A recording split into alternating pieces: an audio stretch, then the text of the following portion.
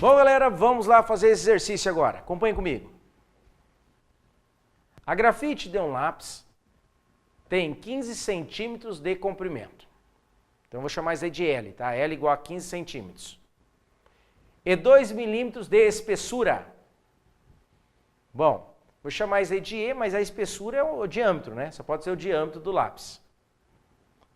Dentre os valores abaixo, o que mais se aproxima do número de átomos presente nessa grafite é: nota, assuma que a grafite é um cilindro circular reto, feito de grafita pura. A espessura da grafite é o diâmetro da base do cilindro, né? Que é a lógica isso aí, né, pessoal? Adote os valores aproximados de 2,2 gramas por centímetro cúbico para a densidade da grafita. Observe que está em centímetro cúbico, tá? Então lá em cima nós vamos ter que transformar em centímetros. Beleza. 12 gramas por mol para a massa molar do carbono, que eu vou chamar de emão, tá? Eu vou chamar a densidade ali de Rho, tá? Rho. E o último caso aí, 6 vezes 10 elevado a 23 mol a menos 1 para a constante de Avogadro. Certo? Que eu vou chamar de N0. Beleza? Então vamos lá, acompanhe comigo. Galera, o que ele quer saber? Ele quer encontrar o número de partículas, né? Quantas partículas que tem ali formando ele, não é isso? O que nós vamos fazer? Quantos são os átomos que estão formando ele? Nós vamos fazer assim, ó. A densidade que ele nos deu eu chamei de Rho, 2,2 gramas por centímetro cúbico. A massa molar, eu chamei de emão, 12 gramas por mol. O número de Avogadro, 6 vezes 10 elevado a 23, né, átomos por mol, tá? Que seria átomos por mol. Tá? Mas só que ali ele não colocou só mol menos 1 também, né? E eu tenho 15 centímetros o comprimento desse lápis, a espessura dele, que é o diâmetro, 2 milímetros. O que eu vou fazer? Bom, se o diâmetro dele é 2 milímetros, concordam que o raio é 1 milímetro? Né? Então, portanto, isso aqui, ó, eu posso já concluir que o raio é igual a 1 milímetro. Transformando em centímetro, porque aqui está em centímetro, né? Aqui já está em centímetro, então eu vou transformar isso também. Então isso aqui dá quanto? 1 vezes 10 a menos 1, ou 0,1 centímetro. Tanto faz, né? Eu só apenas dividi por 10, tá? E transformei centímetro milímetro, perdão, em centímetro. Então nós temos isso, não temos? Beleza. O que eu vou fazer? Eu vou pensar nisso aqui como sendo o quê? É um cilindro, não é? Não falou que é um formato de um cilindro? E um formato de um cilindro, o que nós temos no formato de um cilindro?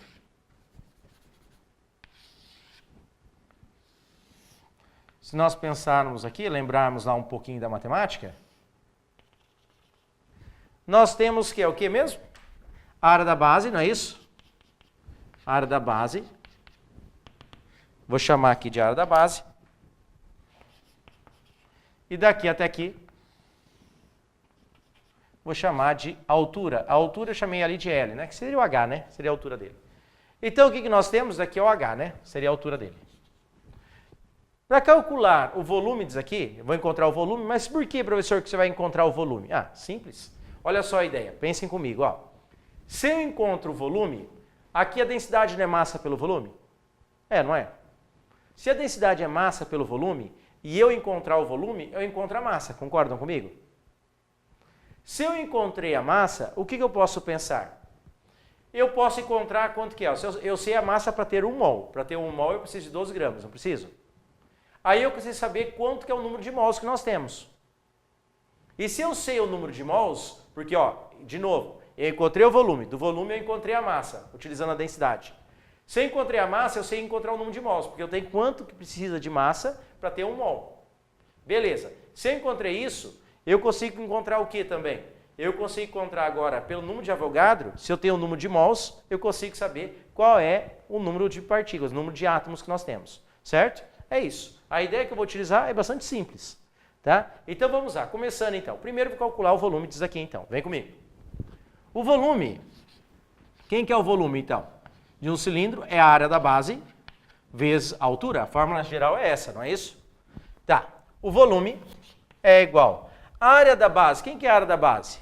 A área da base é π vezes o raio ao quadrado, vezes a altura que eu chamei de L, tá? Chamei a altura de L. Beleza. O volume, então, é igual a... Eu vou colocar aqui π vezes o raio ao quadrado. Quanto que é o raio? O raio não é 10 a menos 1, olha aqui, acompanha comigo. 10 a menos 1, correto? Então, vou colocar ali. 10 a menos 1 elevado ao quadrado vezes o L. O L, quanto que é a altura mesmo? Né? 15 centímetros? Vezes 15 centímetros. Agora vai ficar o volume igual a 15 π. 15 π R ao quadrado. Opa, desculpa. 15 π centímetro quadrado. Vezes 10 a menos 1, né? Ó, esqueci de colocar aqui. 10 a menos 2. Vezes 10 a menos 2 centímetro quadrado, não, centímetro cúbico. Centímetro cúbico, tá certo? Por quê? Aqui a área da base vai dar centímetro quadrado, vezes centímetro dá centímetro o quê?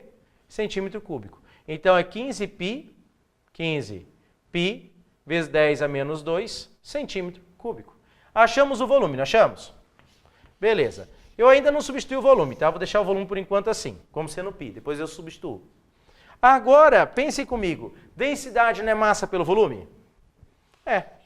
Se a densidade é massa pelo volume, e eu conheço a densidade e eu conheço o volume que eu encontrei aqui, eu encontro a massa, não encontro?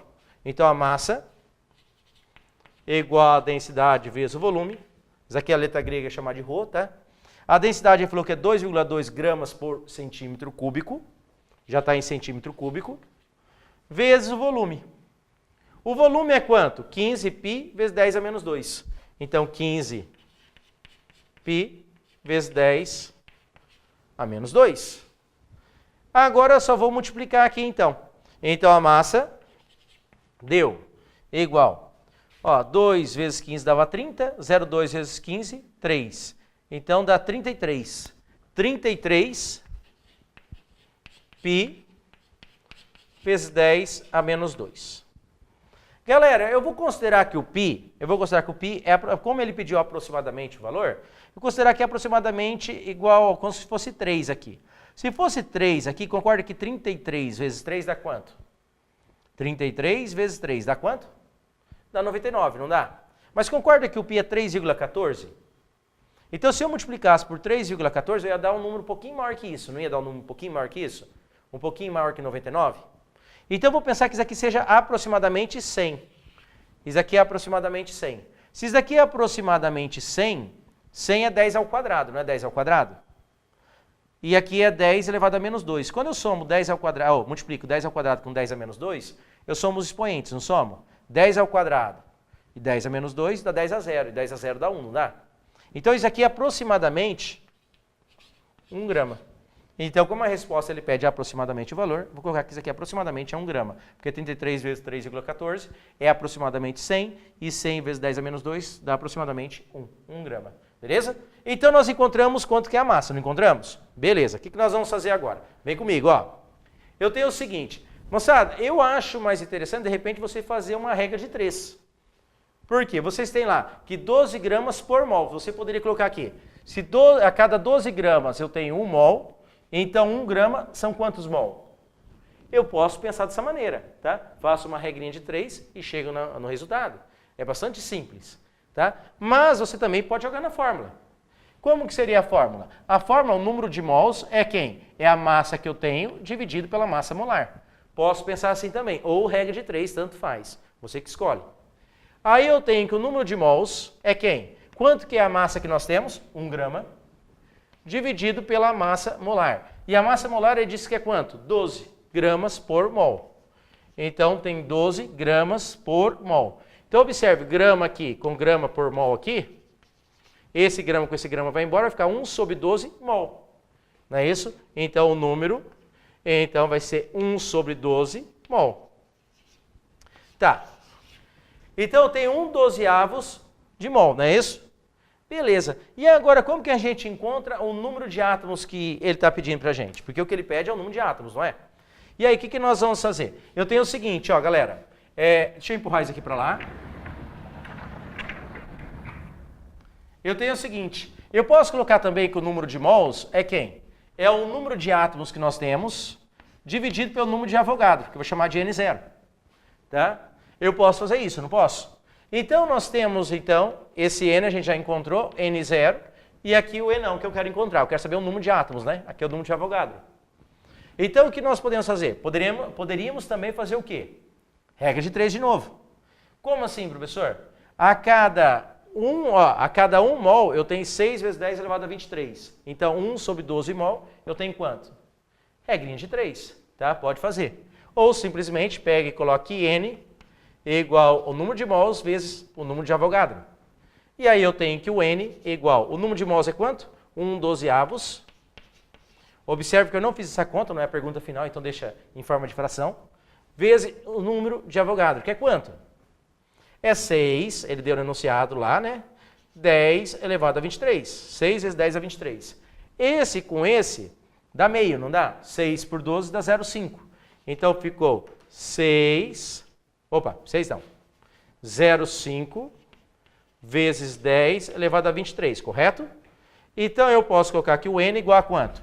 Se esse número é 0,5 e eu transformar ele em número 5, ele aumentou, não aumentou? Se eu aumento aqui o número, eu tenho que diminuir no expoente, não tenho? Tá, e eu andei quantas casas para vir para cá? Eu andei uma, então eu diminuo 1 apenas. Então vai ficar 5 vezes 10 elevado a 22 átomos. Então, isso aqui é o número de átomos que nós vamos ter, então, numa grafita, certo? Então, vamos ver agora qual a alternativa correta. Acompanhem comigo. Olha lá, como vocês podem ver ali, ó, nós temos na letra C, 5 vezes 10 elevado a 22 átomos.